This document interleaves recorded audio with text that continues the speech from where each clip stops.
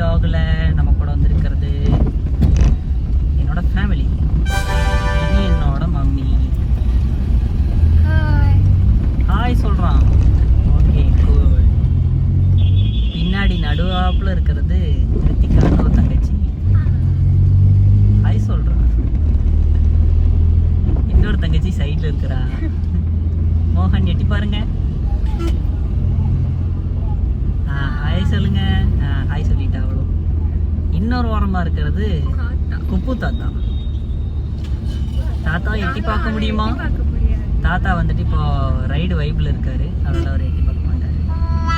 முன்னாடி ஒரு ஆண்டியும் வைப்பில் போயிட்டு இருக்கு, வழி விட மாட்டேங்குது. என்னமோ பண்ணுது லூஸ். ஆண்டி போயிடுச்சு.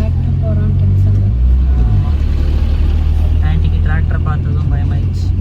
அதனால ஆண்டி முடிக்கிறது என்ன பண்ணுறது தெரியாமல் நமக்கு வழி விட்டுருச்சுன்னா பரவாயில்ல.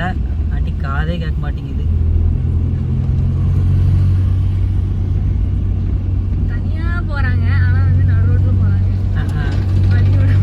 வழி விடாம அதுவும் ஃபுல் கெட்டப்பு, நல்லா ஹெல்மெட்டு, தடியா பேக் மாட்டிக்கிட்டு டெலிவரி ஏஜென்ட்டோ என்னவோ ஆஃபீஸ்லேருந்து போகிறாங்கன்னு நினைக்கிறேன்.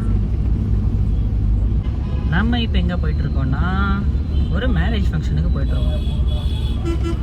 யாரோட மேரேஜ்னு பார்த்தீங்கன்னா என் ஒய்ஃபோட கசின் சிஸ்டரோட மேரேஜ்.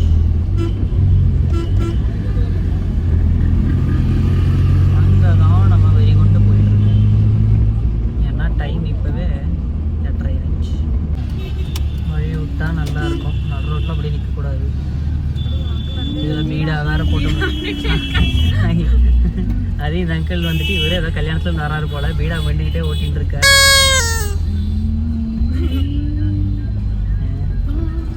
ஒழுப்பு தானே.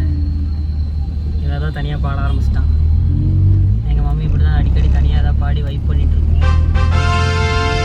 நீ எப்படி எக்ஸாம் எப்படி எழுதுனேன்? எனக்கு தான் ஆக்சுவலி வந்து ஈஸியாக வந்துச்சு. முன்னாடி இருக்கிறவங்களுக்குலாம் கிரேட்டிங், அதுக்கப்புறம் என்பிஎன் என்ன வந்துச்சு, பிஎன் ஜங்ஷன் ரைடு. எனக்கு வந்து பொட்டன்ஷியோமீட்டர் பாரா. ஆமா அது ஈஸியா இருக்கும். கார் வராண்டா, ஹார்ன் அடிச்சா கேட்குதுடா. டெல்டா பாரா குட் பாய் மாதிரி. இவன் தான் பேட் பாய், இவள் தான் பேட் கேர்ள்.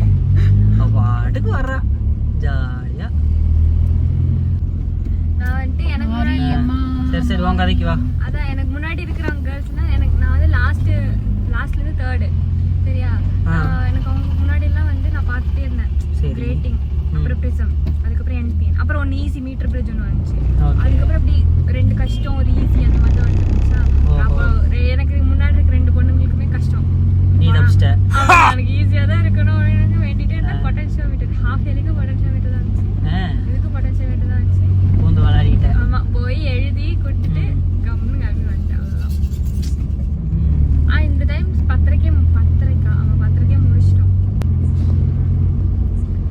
யாரோ கால் பண்றாங்க உனக்கு. ஐ திங்க் அண்ணி அதேதான் ப்ளீஸ். அதான் ஃபோன்ல வச்சு. Oh my god. பக்கத்தால வந்துட்டோம். வந்துருவோம். கூட்டம் இருக்காதுன்னு நினைக்கிறேன். லேட்டில் நம்ம நேரம் போய் வச்சிருக்கோம்.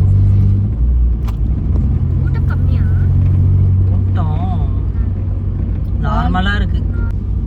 ஓகே, இப்போ ரித்திகா பார்த்தீங்கன்னா அவளுக்கு வந்துட்டு பப்ளிக் ப்ராக்டிகல்ஸ் நடந்துட்டு இருக்கு. She is a +2 student. ஓ, இனி எவ்வளோ ப்ராக்டிகல்ஸ்